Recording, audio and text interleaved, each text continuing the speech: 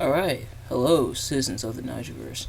It is Nigel here once again, and this is going to be another wrestling review. So, this wrestling review might seem like it's out of nowhere, same with the other one I'm going to do this week. But the reason I'm reviewing these matches in particular is because they'll set up for matches that I want to look at later on down the line.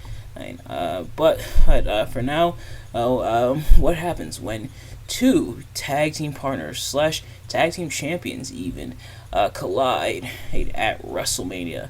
I'm talking about Eddie Guerrero versus Rey Mysterio at WrestleMania 21. So, as always, I'm not professional wrestling reviewer or analyst, just a man who enjoys a good time, which I definitely had for the most part watching this match. So for those of you who've seen these reviews before, you kind of already know how this works. For those of you who haven't, pretty much I'm going to be talking about what I liked and what I disliked about the match. Starting with what I liked, Eddie Guerrero and Rey Mysterio, two men who know each other incredibly well, who just about always work very well together, whether they're teaming together or whether they're facing each other. Of course, I also reviewed when they faced each other at WCW Halloween Havoc 1997. So if you haven't already, go check out that review. But yeah, Eddie Guerrero and Rey Mysterio, plus real life friends and everything, were really great friends up until Eddie Guerrero's passing. But them working so well together, and I feel like the friendship pairs, there's like two wrestlers who are really good friends, usually end up putting on really awesome matches against each other, such as also Kevin Owens and Sami Zayn. But Eddie Guerrero and Rey Mysterio, no exceptions here. They're still able to put on really solid matches between the two, who and a lot of the counters and a lot of the moves, showing that they do indeed know each other so well. Not just because they're tag team champions, of course, but also because, as up to this point, they faced off a couple times, and the story they're painting here, and that would carry pretty much the rest of the year, of course, versus WrestleMania 21 in 2005. So the story leading up to, and then even going past this, is as the feud evolves, is that Eddie Guerrero can't quite beat Rey Mysterio. Never really able to beat Rey Mysterio. Rey Mysterio has beaten Eddie Guerrero at almost every turn. He beat him at the aforementioned Halloween Havoc 97, and he beat him here tonight as well. Rey getting the win with the Hurricane Rana into the roll-up, getting the win over Eddie, and you think Eddie's going to turn, but instead, he shakes Rey Mysterio's hand and a sign of respect and solidarity between the two, who they are still, of course, tag team champions and tag team partners and friends, both in real life and in kayfabe, but more so in terms of kayfabe. They're still friends, are still cool with each other. Of course, this would lead to Eddie Guerrero eventually turning on Rey Mysterio later on in the year, thus begetting their feud later on down the year, including that SummerSlam match. But otherwise, yeah. So, the story they told throughout, not just on commentary with Michael Cole and Taz, but also with the stuff they did in the ring with each man and having very much a counter for what the other one's doing, especially Eddie to Rey. Eddie Guerrero snuffing out a lot of Rey Mysterio's offense whenever Rey Mysterio would gain some momentum, gain ahead of steam. Eddie Guerrero would quickly snuff him out and go back to taking control in the match, which they rightfully and wisely pointed out on commentary to really help establish the story. And I feel like that's the main point of the commentary and everything, to be able to help establish the world building even more than what's already in the ring, because obviously what's in the ring is the most important part, and what's done in the ring is the most important part, but you also want that commentary to do the world building. Now, the problem comes in when there's too much commentary world building, where the commentary is trying to say one thing and trying to build up one thing, but the in-ring action isn't really reflecting it. Thankfully, that's not what we saw here. Thankfully, here both the in-ring action between both men and the counters and everything complemented the sense of world building being built by the commentators. And Like I said, Eddie Guerrero and Rey Mysterio still working well against each other.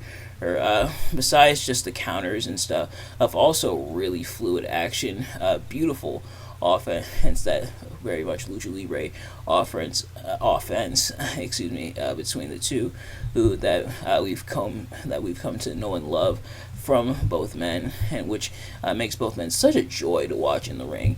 And, it makes them a joy to watch in other matches as well, when they're fighting other opponents. But it definitely also,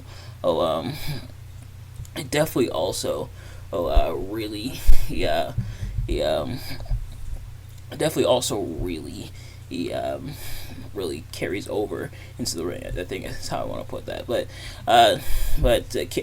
carrying that over, or carrying the offense on their own and then with each other in the ring, I think is really awesome, which makes these two really, really spectacular to watch. That beautiful offense both men putting on against each other, and thankfully they didn't do a lot of the other face versus face tropes where they're hesitant. No, they're very much going after each other. They're tag team partners and everything, but for tonight they are opponent, and so they definitely play that up, and it's something that not every like face versus face match is like that, where especially with the tag team partners, which they say on commentary this is the first time tag team partners have faced off one-on-one at WrestleMania while being tag team champions. Whether that's true or not, please let me know. What was I gonna say? Them face off. Oh yeah.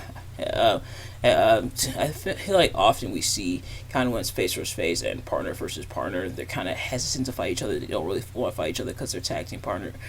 But here it really is every man for himself, and granted there's only two of them, but still the whole every man for themselves mentality, where just because we're tag team partners, just because we're friends, doesn't mean we can't and go after each other. And I love when matches do that, where it's not stalled because of hesitation and everything. Heck, and sadly we've even seen that with some face versus heel matches, aka the traditional match where they don't want to go after each other, or more so the face doesn't necessarily want to go after the heel. And an example of this is Bayley versus Alexa Bliss at Extreme Rules 2018, if I'm not mistaken, where Bayley was hesitant to hit Alexa Bliss with the kendo stick, but thankfully none of that was here. Just both men and putting on a fantastic match, a very beautiful match against each other. And to see that this opened WrestleMania, getting the crowd excited to open up WrestleMania 21, I think was a very smart move, and it definitely paid off here.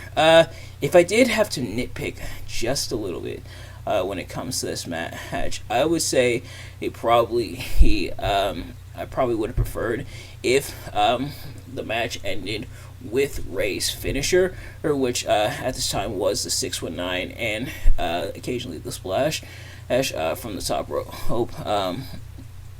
Or sometimes he would do the senton from the rope, but it does end, like I said, in the Hurricane Rana roll up from Rey. It ending on the 619, I think.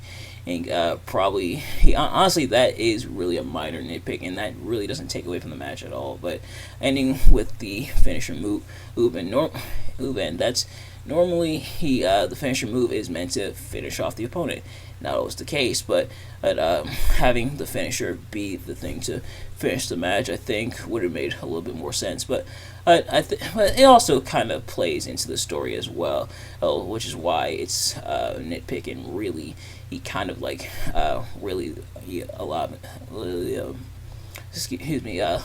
a bit of like a non-factor, because that plays into the story of Rey, he being creative and being able to counter Eddie and still being able to get the win over Eddie. He thus reinforcing the idea that Eddie Guerrero can't quite put away Rey Mysterio. So nitpick aside, which which nitpick kind of becomes a non-issue because of the story they're telling. But otherwise, yeah, pretty solid match. I definitely recommend checking it out. And like I said, a match that we're going to see later on required this match to be set up first, and same with the next wrestling match we're going to look at this week. But nevertheless, that is going to do it for this review. Thank you all so much for watching. I hope you enjoyed. If you did, please do me a favor, like, comment, subscribe, share with your friends, turn on post notifications so you know every time I upload a video so you can see as soon as it drops. Let me know in the comments below your thoughts on the match and your thoughts on my review of the match.